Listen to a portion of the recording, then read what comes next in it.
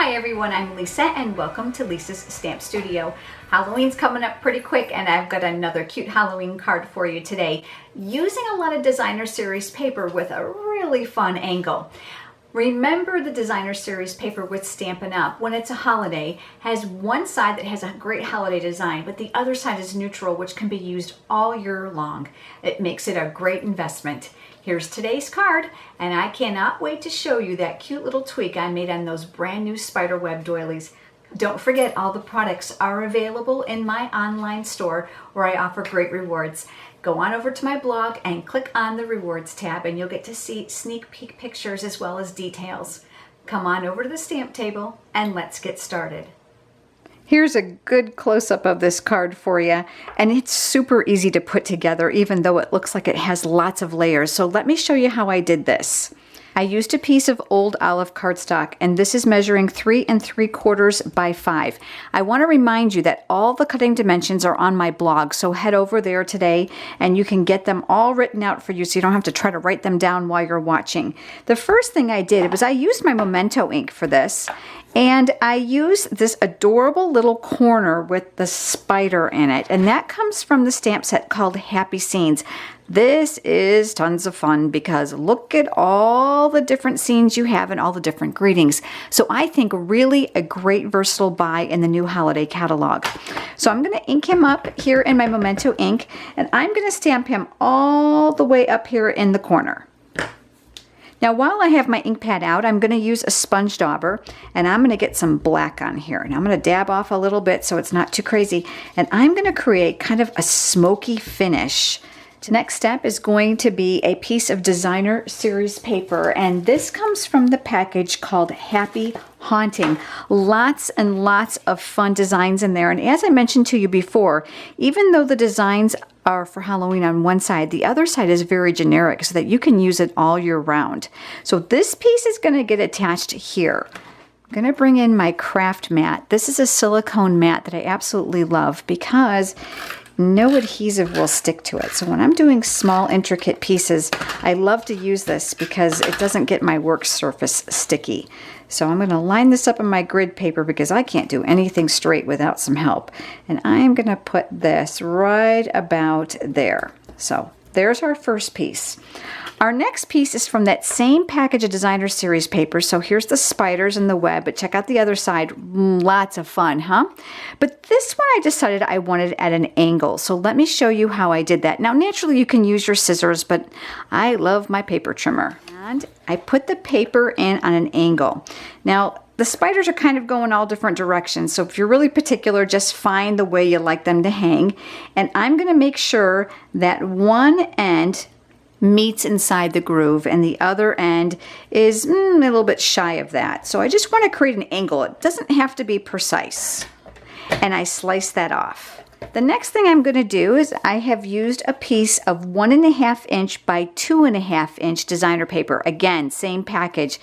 And this time I'm using my triple banner punch. Love that it does 3 different widths, of course any length, sliding this right up the track. Now I know the piece of paper is small, so I'm just going to make sure that I guide it in there so that it is relatively straight.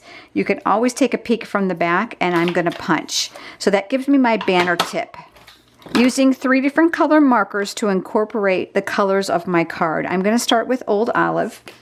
You don't even have to be precise, and that's what's so great about this because the background of this designer paper is black, and it's very, very forgiving if you go outside the lines. This last one is Rich Razzleberry. The other one was Tangerine Tango. So now I have my circles all colored in. Remember that little wedge? Well, I've put adhesive on the back, and this little piece is going to get tucked underneath there some. So I don't want to go too crazy. So I'm going to kind of tack down the top a little bit without pressing too firmly.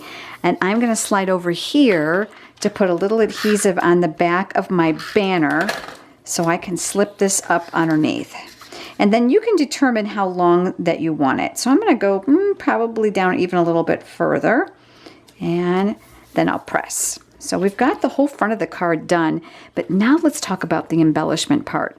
These are the brand new spider web doilies. Beautiful.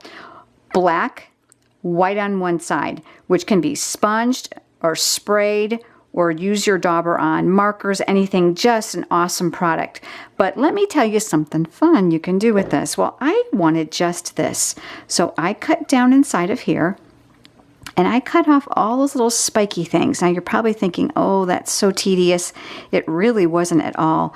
Because of the intricacy of this doily, I was able just literally to provide a very small snip all the way around till I ended up with just the center. Now don't throw away the outside of this, because I'm telling you, I know you're crafty. You got ideas. You're going to come up with some awesome things for what's left over. If you notice too that some of the outsides of the spider web actually look like little finials here on the end, and I'm sure that we're going to come up with something cool for those. So we ended up with this. Easy. So now this piece is going to end up getting mounted to the front of our card. And I did use a dimensional in the center because you know me, I love these things and it gives a lot of lift to your projects.